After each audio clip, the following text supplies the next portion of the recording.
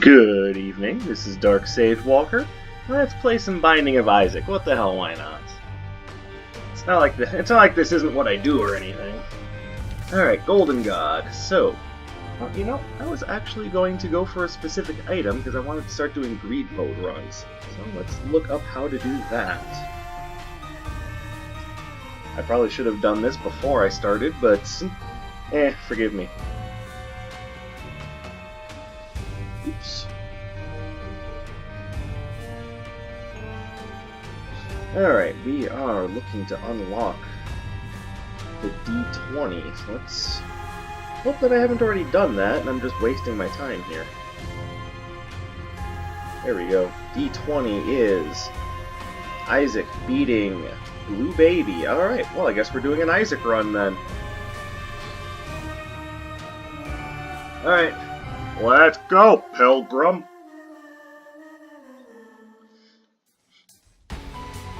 As per usual, Riku and Cecil are behind me, just being themselves. How you doing, birds? Scorpio. Alright, I actually don't mind that item. A little bit of poison tears does the body good. And by that, I mean my own body after I don't get damaged by enemies. It's a little bit of an indirect damage up, but you know what? I'm fine with that. Haha! Oh, did you think you were going to hit me? Oh, poor baby. That's right, birds. Revel in the delight that is Binding of Isaac. Recently, I just started playing A Hat in Time, which I've been publishing. And yeah, I gotta say, it was one of those games I didn't know what to expect. Anything from. But it was something I was looking forward to, thanks to some reviews that had been put out by other YouTubers. And I gotta say, now that I've actually started playing it, I see what the big deal is about, and why people were saying it was such a good game. Like, I hope it won an award or two for what it did, because even though it's not necessarily graphically perfect, it might just be that my computer is a little old, but I noticed some frame rate stuttering as I was playing last night, but that was awful. But I'm not sure if that's the fault of the game or my slightly old rig. Either way, the game is fantastic. It oozes a sort of charm that, honestly, I was not quite expecting. The game is just so lively and adorable, and it just gives me a good feeling. I'm loving that game. There will be more of that coming, as I wanted to settle into a bit of a comfort zone right now. There we go. That's gonna help. And this is what makes Isaac broken. Oh, now I have no idea what to expect. Alright, well. The Curse of the Blind is what equalizes Isaac's D6 powers. Because now you don't know what anything is or what you'd be changing it to. So, you just kind of hope. Honestly, it's about the best I can do is just hope. Hurts! Oh, lucky penny. Nope. Alright, these guys like to dash me down, so let's see to it that they don't. I know, top-notch commentary though. There. My English skills. Magnifique. Oh, wow.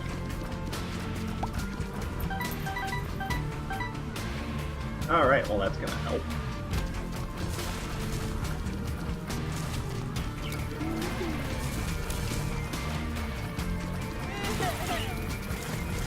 Beautiful. Alright, now I have a second key, I can go check out the shop. Hopefully there'll be something there that's worth my time.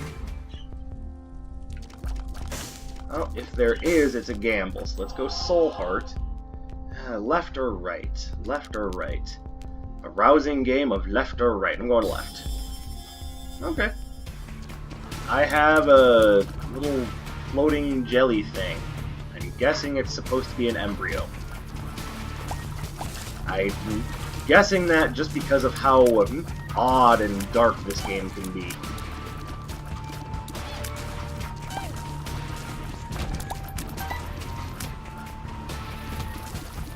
Alright, well now I have some idea where the item room is. Oh, thank you, another bomb.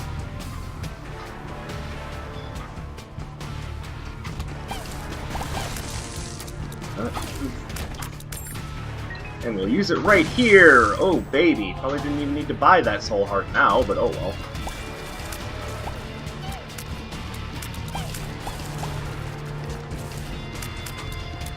Actually in a pretty good spot, all things considered.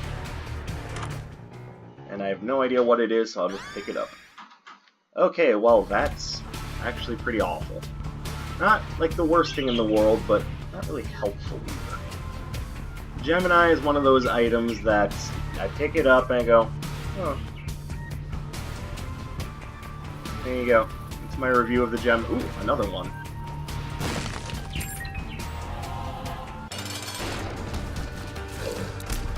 I mean, bless his heart, he's trying to help. He just does so little damage. This is an item that I think could have stood to be buffed a little bit. Make him at least a little bit useful. Oh, man.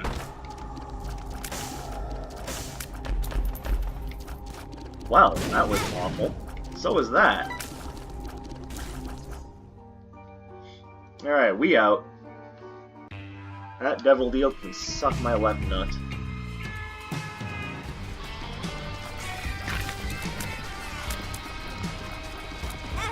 Ow. I forgot he did that. A little embarrassing on my behalf. You'd think I'd remember something like that. Everybody remember, he's gonna spit random creep along the ground if you're not careful. Then there's me going, I'm sorry, what was that? I was too busy eating birthday cake to care.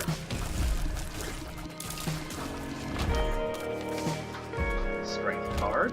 Don't know how much that's actually gonna help, but probably just, oh, that was unnecessary damage too. God. Talk about terrible. Alright. Double down, buddy. Focus. What the? Okay, well, I am just playing terribly right now. It's not my fault, Bird.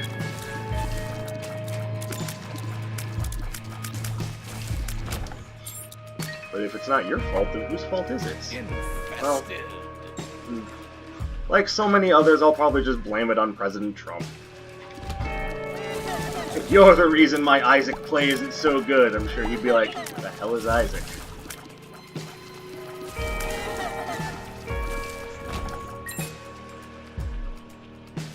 Well, one of the points I was getting to before I got sidetracked is that A Hat in Time was originally a Kickstarter venture. And I bring that up because... Wow! Had such a good start, and it's looking like it's going to all fall apart here in just a moment. What the heck is going on with me right now? Definitely not. I know it's free bombs, but otherwise it's nothing special.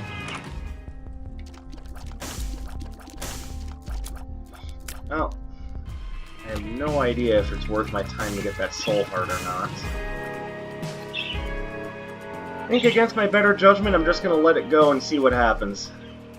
What I need to do is just refocus. Do a better job at paying attention to your surroundings and stop just running into things. Oh, man. This is the floor of terrible items.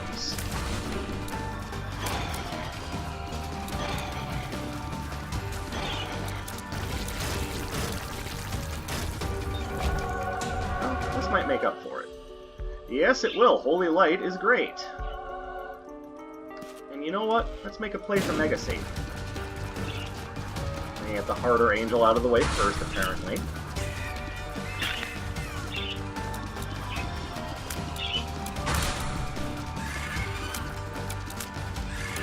There we go.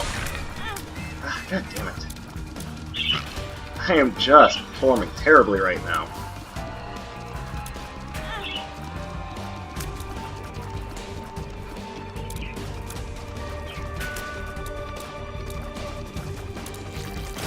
There we go.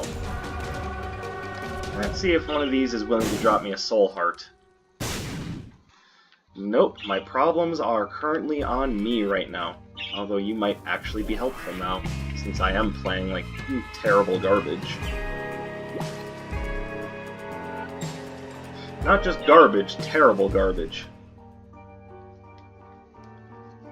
It's like garbage, only it smells a little bit more like dead skunk, rotten egg, and that mysterious thing that you can't quite identify, but you know you want no part of.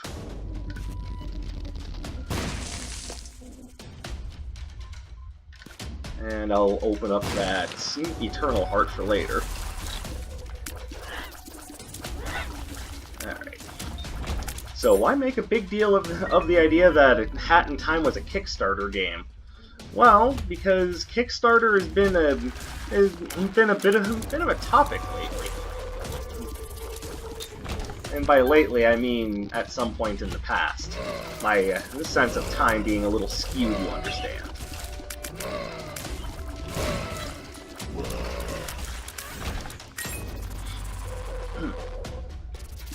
There have been a number of Kickstarter games that have come out to incredible appeal. And a number of others yet that have come out and basically been the equivalent of a hot dumpster fire. So, may as well take a bit to talk about a few of those. The reason why Kickstarter is even questionable at all is partially on the whole crowdfunding angle.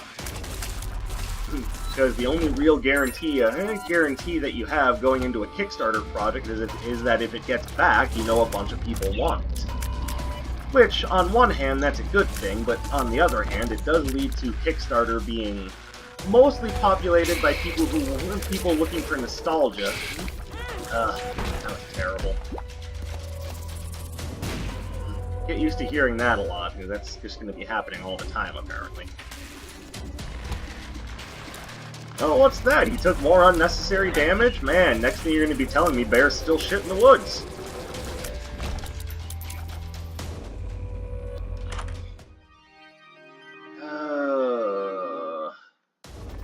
Let's come over here and see if there's anything of use. And once again, I find myself going, there's something there I wouldn't mind taking, but not a likely chance I'm going to be able to afford it since I'm not seeing a lot of coin. So, oh well. Cut your losses and move on.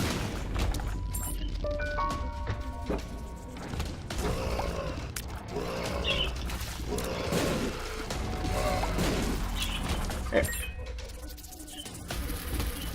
So, terrible Kickstarter ventures. Well, what Kickstarter games have come out that have been really awful, you say? Well, let's start with probably Patient Zero of awful Kickstarter games, and I only say Patient Zero because this is the one that got everyone's attention and made them start thinking, gee, maybe Kickstarter isn't really that great of a way to fund our new games. And that, of course, would be with the successor to Mega Man, Mambo No. 9. I mean, Mighty No. 9. Look, let's not mince words. Mighty No. 9 ended up not being very good. And there are people out there that still play it. There are people out there that, but for some reason unbeknownst to me, actually speedrun that game, and that, to me, is just crazy. I mean, I have no problem with people who want to do that, but wow. If that's your choice, I almost feel sorry for you. Ooh, alright, this has the chance to be something really neat. Ooh, IV bag. That's a nice little speed up. And more health.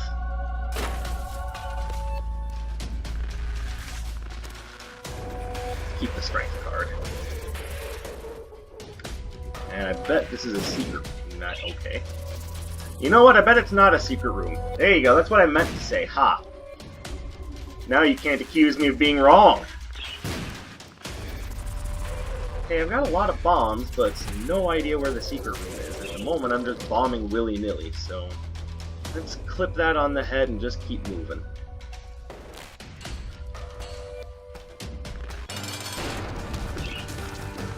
Worms! A lot of the problems with Mighty Number 9 were things that probably could have been handled with just a little bit more, if the game just had a little bit more time to cook.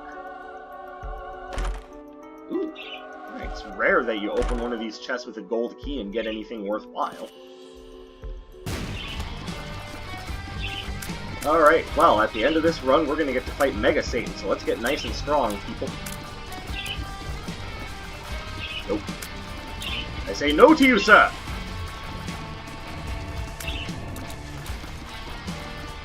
Let's start with some of the obvious problems to Mighty Number 9. Graphically, the game looked essentially like roasted ass. A little bit of speed never hurt anybody.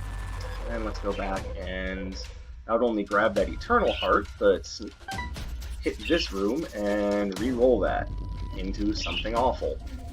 Is there a battery somewhere? Doesn't look like it. Is there a battery I can buy in here? Nope. I'm gonna buy that then.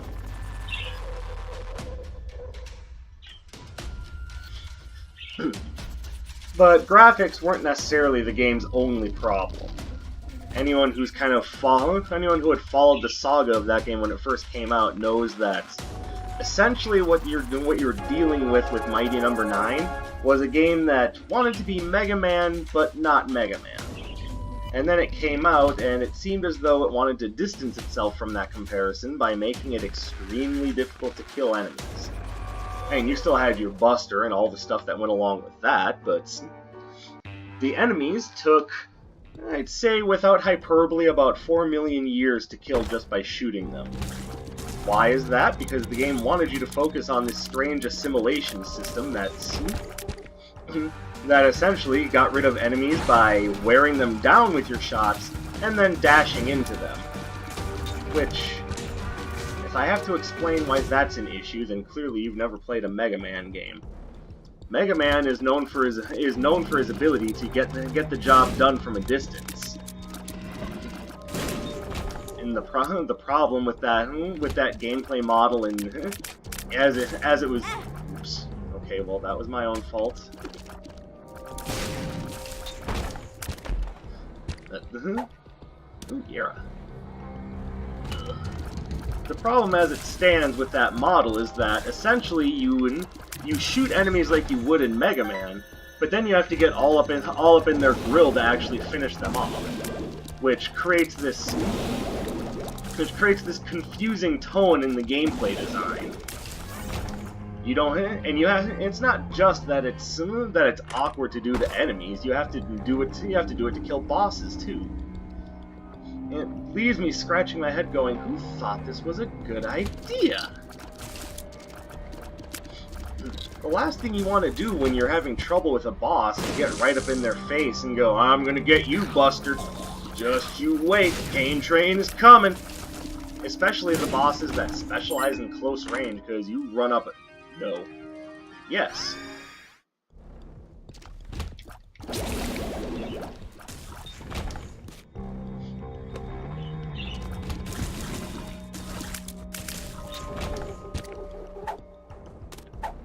One makes you small. Alright, well it cancels out the problem I usually have with...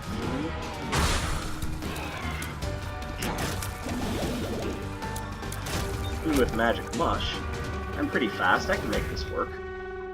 And I'm also pretty strong, so let's see if I can make Boss Rush work.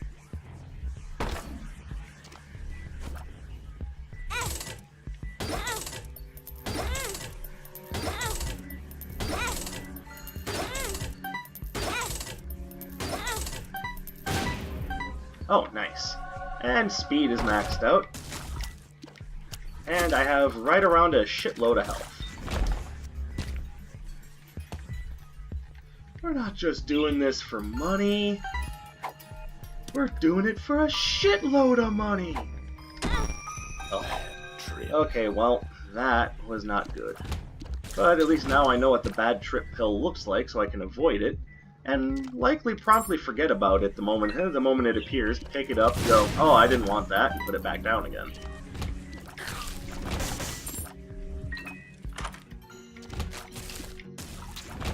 Well, might as well. It's actually not a bad item. I would just prefer not to get hit ever. But that is very unlikely, so I will use it.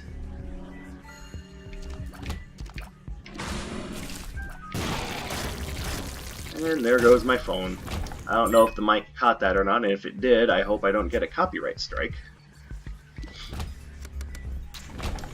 Aside from Mighty No. 9's complete incongruity in tone and design, some of the other issues with the game were just plain unforgivable. The sound design was okay, if not a little unbalanced. I could also be thinking of Mega Man 8, though, so forgive me.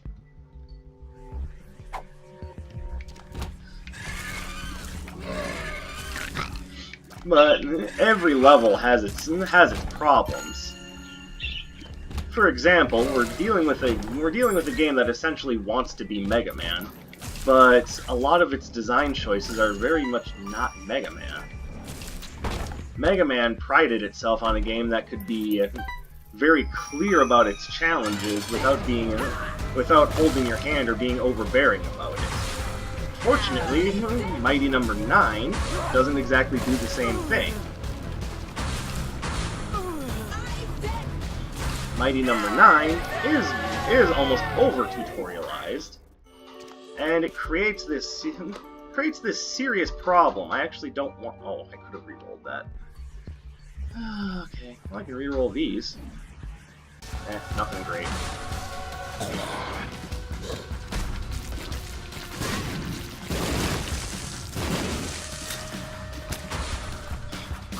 There we go. Now that we're settled in, let's keep talking. But with every level having some of its own design problems, it was quickly found out that the game was just not worth it. All the people who had backed the game, and I may have been one of them if it had been on Kickstarter a little bit longer, just ended up finding the game to be, well, a buggy, janky, terrible mess. And the thing is, I'm not talking about it because I want to hate it. I wanted to love the game. I was thinking at the time that Capcom was done with Mega Man, so how else are we going to get more Mega Man unless we rebrand it as, you know, grocery store owned brand of Mega Man? Well, that ended up not working out. Oh, hey. Hello, Mr. Homing Brimstone. You gotta go. Same with that super jumper.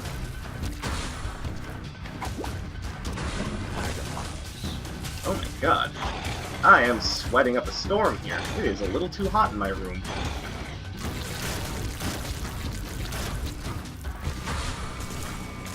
I'll take care of that in a bit. I've got bosses to kill. Gemini on Gemini. Got that sweet double Gemini action. Forgive me, I haven't had a lot of sleep lately.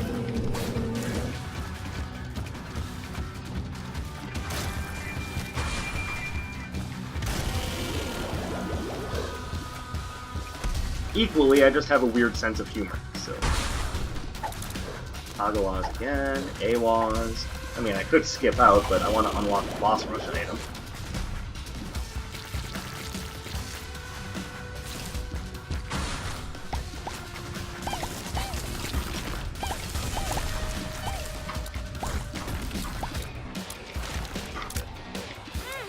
Owie! How dare you! Oh look, the angel again. Oh ho ho. What have you, sir? I think we've met before. That's not the only Kickstarter game that had people a little iffy. I could talk all day about how Mighty No. 9 was mismanaged left and right, and how some of the people they got to help out with the project just were not suited to it, but That is a rabbit hole that we'd end up being traveling down for a long, long time. So, let's move on to another Kickstarter venture that everyone thought they wanted until they had it, Yooka-Laylee. This one also kind of hurt a bit because, well, I wasn't the biggest fan of Banjo-Kazooie, but I liked that gameplay style. I like the old search and explore method, and I was ready by gum for another 3D platformer. Degas. Well, lo and behold, what we ended up getting out of Yooka-Laylee. I mean, to be fair, the game wasn't awful, but there were design problems, and it looked like its intention to be Banjo-Kazooie without being Banjo-Kazooie sort of wrote and killed itself. The problems with Yooka-Laylee were not huge problems, but they were issues, such as problems with the camera, minor problems with game design, not big ones, just minor problems. And then, of course, the whole JonTron thing, which I'm not necessarily planning on talking about, but just remember it was a thing. It all ended... I'll take another one. It all ended up... and it all basically created, in the long run, this product that everyone was iffy and sketchy about. And it showed in how it was reviewed. People just really didn't like Yooka-Laylee that much. It wasn't anything that was necessarily terribly wrong with the game. I just don't think it did. I think it did too much to copy the concept of Banjo-Kazooie without copying what made Banjo-Kazooie really great.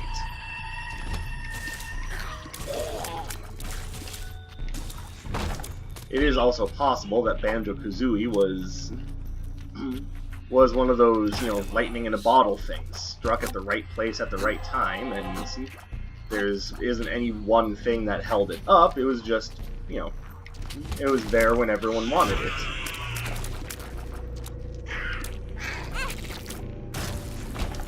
Also, the idea that so many of us were still feeling pretty damaged over nuts and bolts is a thing, too. For those who have no idea what Banjo-Kazooie Nuts and Bolts is, it's not Banjo-Kazooie. Hopefully that gives you all the information you need. If you go into Nuts and Bolts thinking you're getting a 3D platformer that controls nicely and is all about collecting things in the old Banjo-Kazooie vein, oh, you're going to be disappointed just like the rest of us were. The first time I saw Nuts and Bolts, it was just coming off of the idea that a friend had just finished Banjo-Tooie while he was around, so I was thinking, okay, well, let's check out Nuts and Bolts. After all, how bad can it be? Fucking terrible, that's how bad it could be. Yeah, I'll bomb you. Alright, let's take a risk.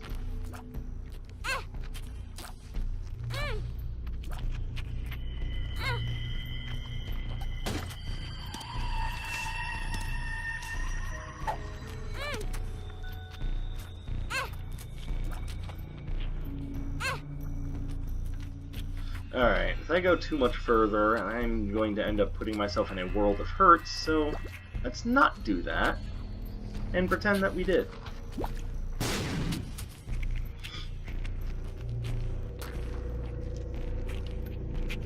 What I will end up doing is just bombing this dude. Ooh, lucky penny. Well, see, in the long run, that was worth it.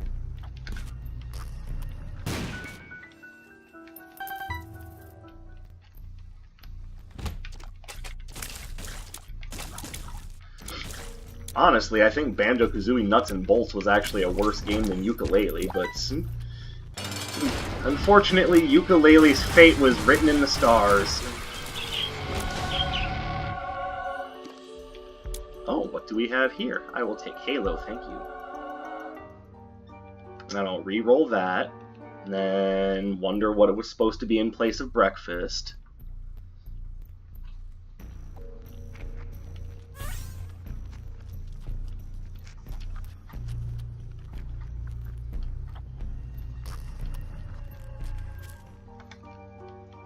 Alright. Well, that actually isn't helping very much, but there it is.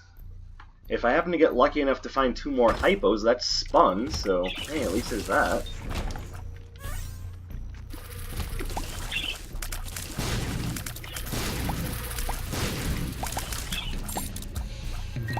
Oh, I love you, TechX. You are my friend. No, thank you. Thing is, if I were low on health, that would actually be a good thing, because Bad Trip would turn into full health, but I am not low on health.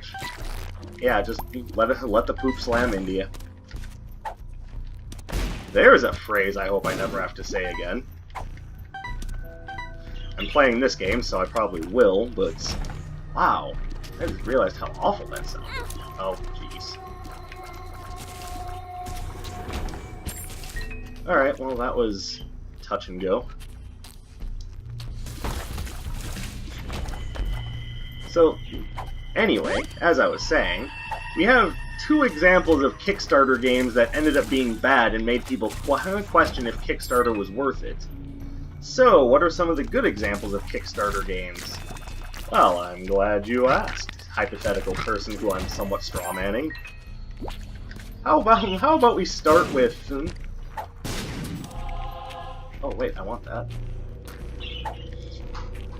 How about we start with the first and best example of Kickstarter game, Shovel Knight.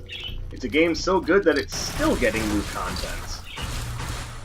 Granted, the King of Cards DLC isn't coming out until later this year instead of April, but you want a game that did everything right, there you go, man. Shovel Knight is essentially a 2D platformer that has its design doc based in the "this is what the NES was good at" mold. It's 2D, it's side-scrolly, it's level-based, but then beyond that, it starts to differentiate itself, especially in its storytelling. Storytelling is told more or less by the characters actually in the game, and I don't mean narrators. I mean the story is told as by woven through actual decent gameplay.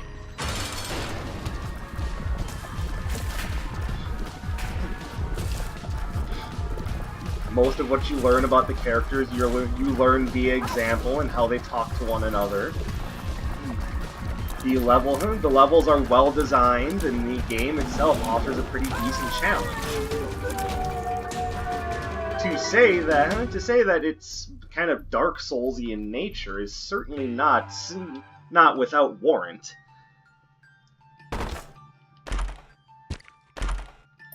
Shovel Knight is just a very well-made game, and another one of those games that is actually a little bit on my back burner list because I've actually not beaten Flag of Shadows or the other one. I know it stars Spectre Knight, I know it's really good, I just don't actually remember what it's called. So, a little embarrassing on my behalf. I don't mean to make it sound as though, oh, it's just stupid DLC. I just honestly don't remember what it's called. I'm sorry.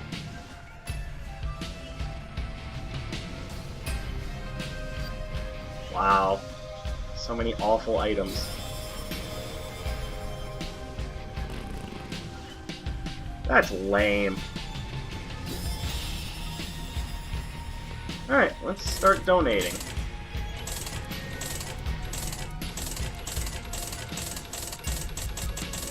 Alright, that's my lot.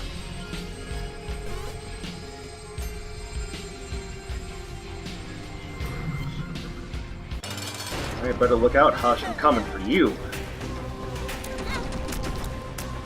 By the way, I may have mentioned this in a previous video, but to get to Hush, you need to actually beat Mom's Heart / It Lives within half an hour. And then the door to Hush will show up. It's kind of like getting to Boss Rush, except for later in the game and with a little bit more time to spare. That having been said, let's go ahead and beat Hush here. This is what's known as one of the game's super bosses, and you can tell by how he fights. Last time I fought Hush, I basically melted him. This time around, I'm actually going to have to fight him. Not that I'm weak or anything, I'm just not as face-meltingly powerful as I was the last time I fought him.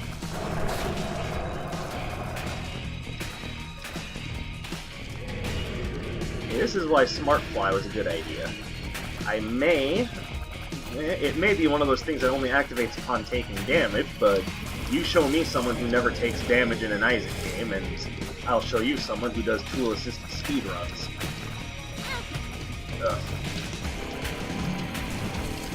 Which, to be fair, are fun to watch, but I mean, it is, by all rights, tool-assisted speedruns. It's not natural gameplay. Oh, come on, that shouldn't be it. Okay, starting to get upset now.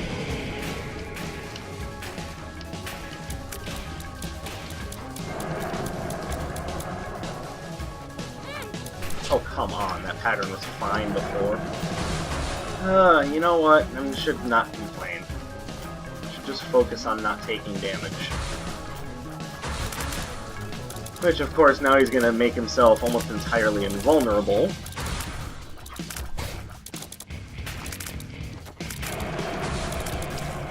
Oh my god, now you're just making me mad.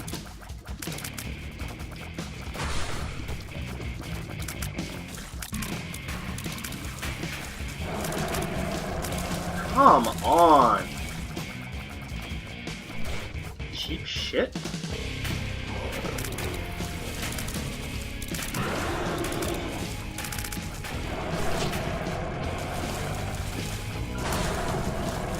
And again. Ugh. So, back to what I was saying. There's a good chance that Shovel Knight may end up showing up on my channel because I still have to do the expansions in that game. And while I'm at it, I may as well play the base game just because it's good.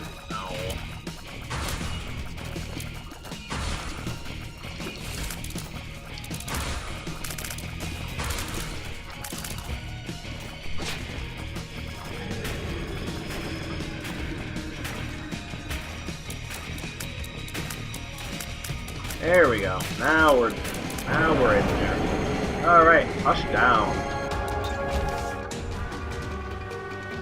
Fart baby. I don't actually know what that does. Or rather, I would if I cared to look it up, but oh well.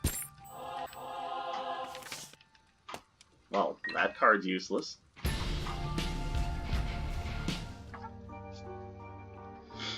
Alright, on to the cathedral. And yes, we are about to get a mirror match. But amongst I don't know if this game's going to be any good or not, but I want to entertain the idea that it will be because it's definitely in my wheelhouse. Bloodstained, Ritual of the Night, and I've talked a little bit about that game already. That was also a Kickstarter venture, and, well, since Konami really isn't doing anything with Castlevania anymore, I really hope that this ends up being good because I've been wanting to get a good Castlevania game for a while. This being brought to us by the man who did Symphony of the Night, or at least produced it. But I definitely trust Koji Igarashi can make a good game, more so than the heads at Konami. And if we're wondering, well, it's Konami's license, why couldn't they do a good job? 3 words, Metal Gear Survive. That and not every Castlevania game was good to begin with. Need I remind the world of Castlevania 64 again? I didn't even really want to remind myself of it, and maybe if I'm lucky, the bleach will help me forget about that game.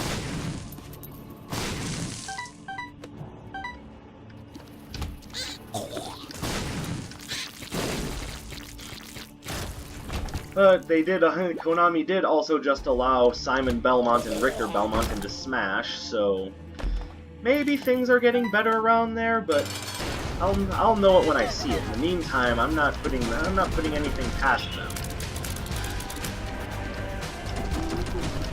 Like I said, Metal Gear Survive was so soulless and shitty that I don't know. But I mean, soulless and shitty seems to be the name of the game for a lot of these newer open world games. All we have to do is look at Fallout 76. And that will tell us everything we need to know in amongst all of the Tears of Sorrow. But I digress. I really want Bloodstained to be good. Oh, I should have picked that up and seen if it was a Yera. Oh well.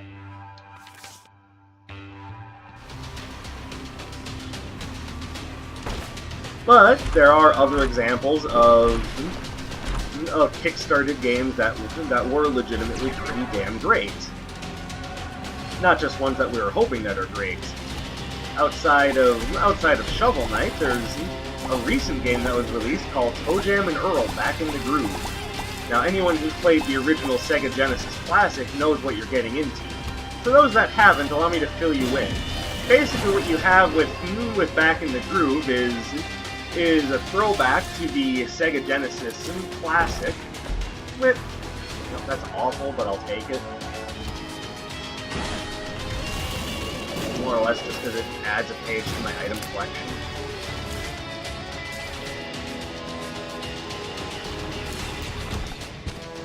Pills!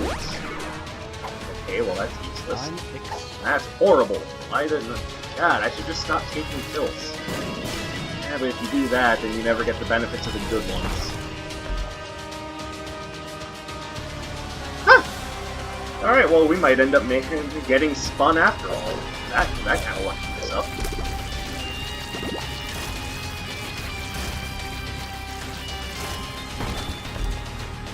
No, thank you.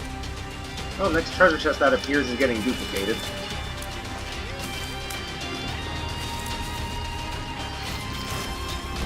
Whoa! Hey, that's not nice.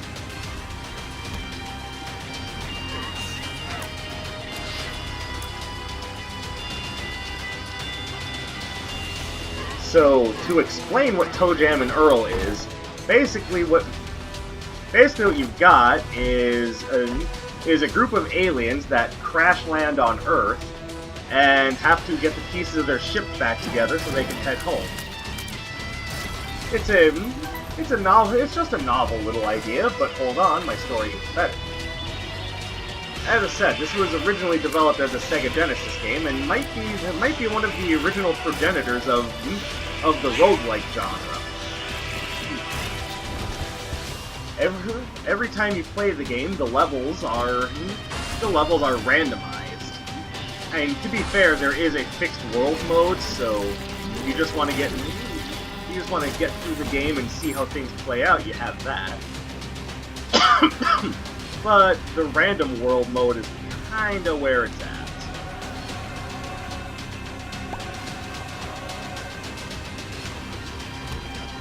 As I said, everything is randomized, from the items that you pick up to give you little boosts. In other words, your presents. And they actually are called presents, so it's not just me making up a term. Right down to where things are located and what enemies show up on the level. It's presented in a top-down view, and it's mostly about exploration, resourcefulness, and how to handle your enemies. One of the big differences is that, and since I'm sure people are going to be making the Binding of Isaac comparison, is that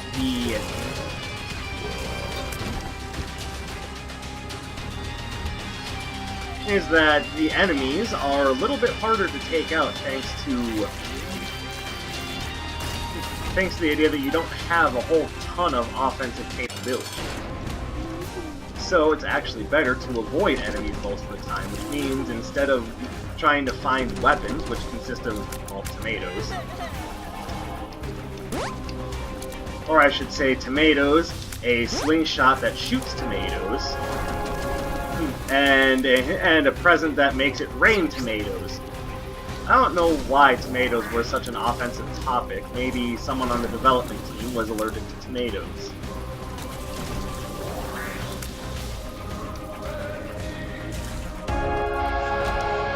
Alright, now, I've done that, so I will unlock the D20, but I have the door to Mega Satan open. Oops, I didn't mean to pick that up.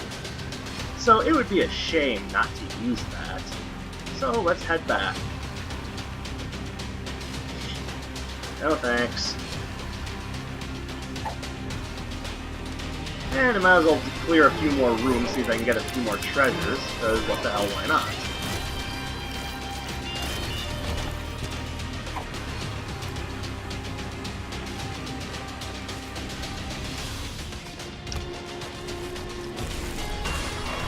Now, what Back in the Groove does to improve on the Toe Jam and Earl formula is that, first of all, there's not just 2 playable characters, but there's actually 9. 3 of which have to be unlocked. Unlocked. Huh. Isn't that that thing that you used to do in games before they wanted you to buy everything?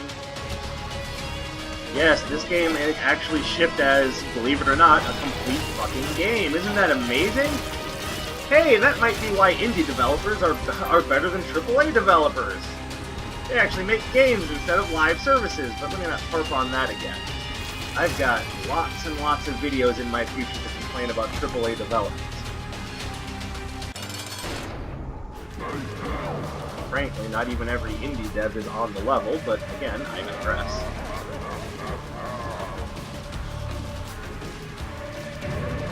So, this is Mega Satan. You can only get to Mega Satan if you've beaten the angels in the angel room and have the key to unlock Mega Satan's door.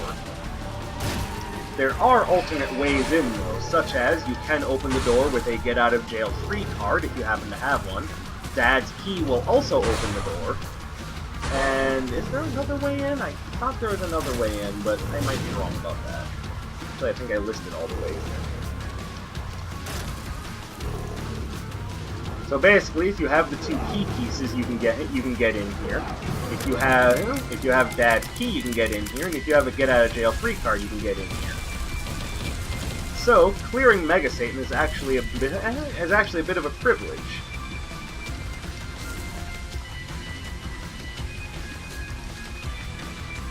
I forget that I have black powder. I could just run in circles and make them all step on it, but it's not as effective. Oh, get away from me.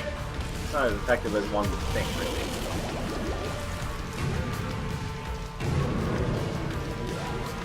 Alright. Now, here's Dark Uriel. He differs from regular Uriel because he's black. Not to sound racist or anything. He also has more hit points. And this is Dark Gabriel. Everything I said about Dark Uriel goes true for Dark Gabriel. He's also just got more hit points, otherwise he behaves exactly the same as Gabriel. Alright, fallen angels out of the way. Now it's time to take you on.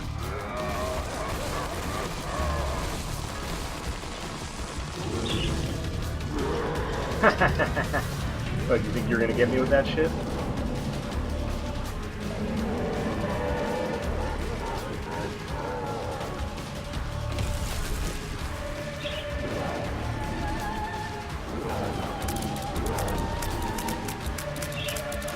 Nice.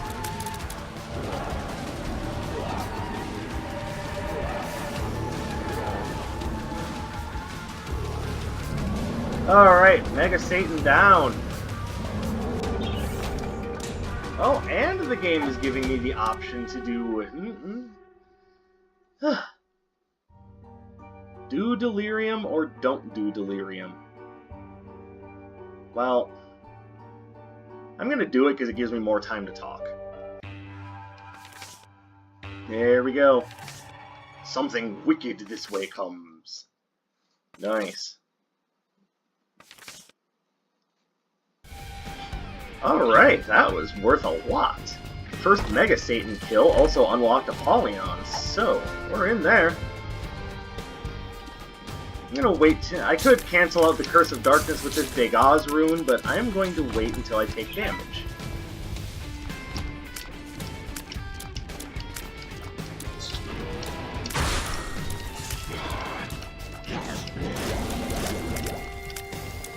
It might be a while because I just remembered I got Holy Mantle on the previous floor. By the way, if the Void seems like a lazily designed level pieced together by slapdashing a bunch of elements from the previous floors, well, I mean, you pretty much said everything I was gonna say anyway. So, you know, your obvious abilities of deduction need not go said at this point.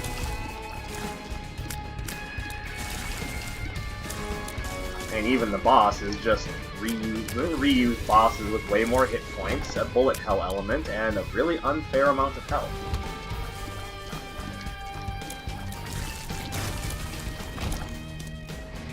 Whew, this is a long run. We going all the way, boys!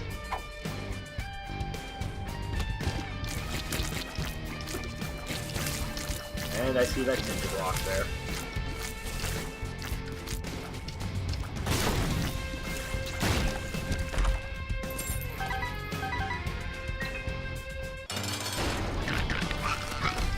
Now, there's a lot of boss rooms in the Void, but after you beat bosses, there is the ooh, nice. I don't really like the idea that my shot speed is increasing, but at the same time, I can't be upset about my tier rate improving, so those two issues will kind of cancel each other out.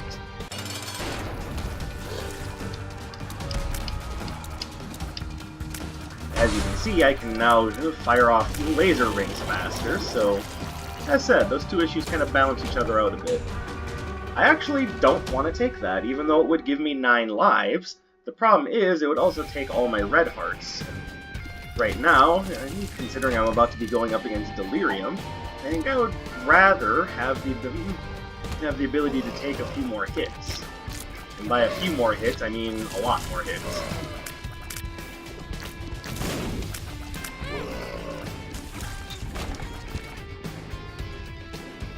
Oops. I thought I still had my Degas rune. I can see clearly now, the rain is gone. Oh. How did I forget about you? That's embarrassing.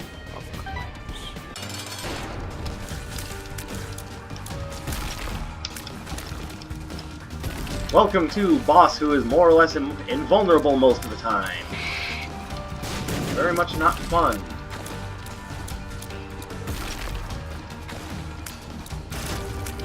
There.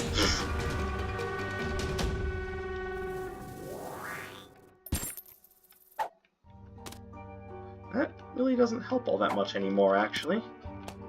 Oh well. And in case I find Delirium early, I can just warp out and continue to go gather more stuff.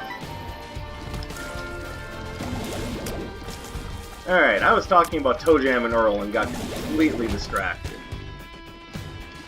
Now, I ended up downloading that game on my Switch, and I think it was very much worth it. That is a game that lends itself well to being able to be played in short bursts on the go.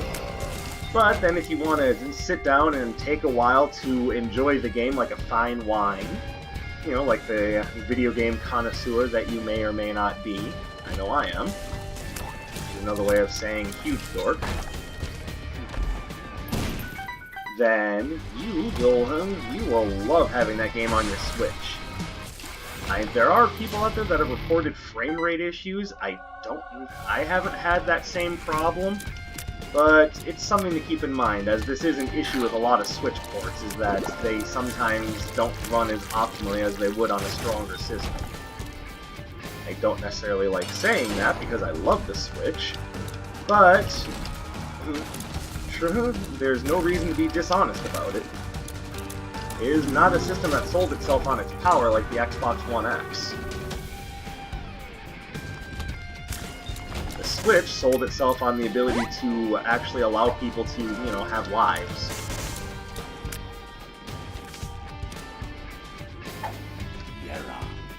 I may have a use for that dice shard.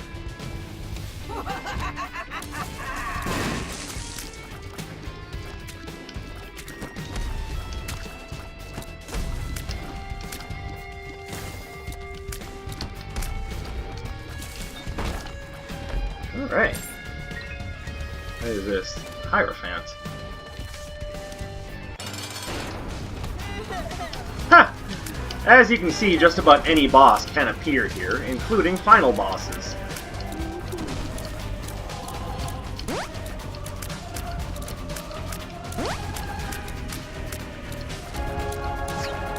Oh, let's not sit in that corner. Okay, I would have avoided damage, but still.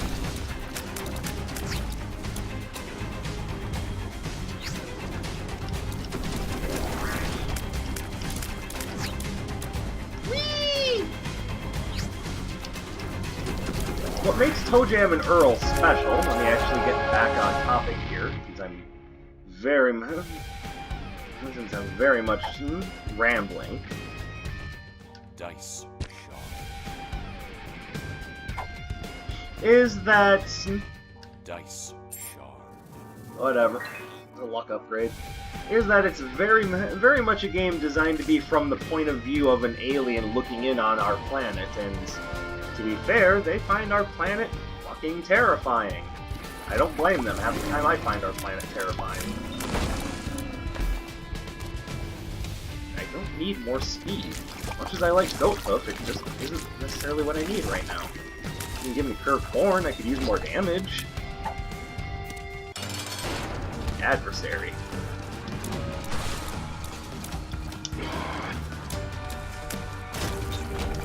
Oh, there we go, there's damage.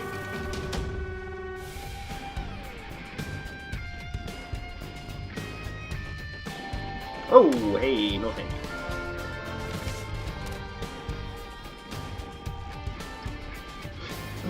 Everything to them looks crazy and scary and very much not like what they're used to, and it's, I'll admit, it's kind of fun seeing how them. Just seeing what things look like from their point of view. It's a super fun game, and even though there's not a lot of exciting combat in it, you know, Anthem style, whatever that's. The game is still amazing, and honestly, if I had to choose whether or not to spend $20 on ToeJam and Earl, which, you know, I use that as an example, but, you know, trick question, that's actually what the game costs.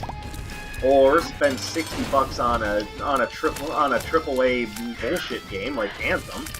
Yeah, I'll spend the $20 on ToeJam and Earl any day, because I firmly believe that video games can be an art form and should be treated as such. What did I just hit?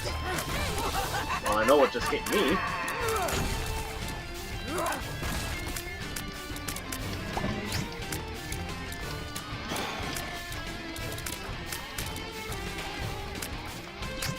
What is this man doing here? Oh, yeah.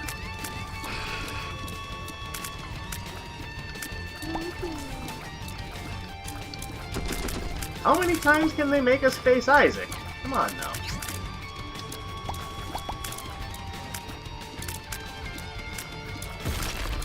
Oh, okay, Stolex. Alright. There are more examples. Wow. Blue Baby. He's basically just undead Isaac. There are more examples of good Kickstarter games, but the two that I brought up are the examples that are foremost on my mind.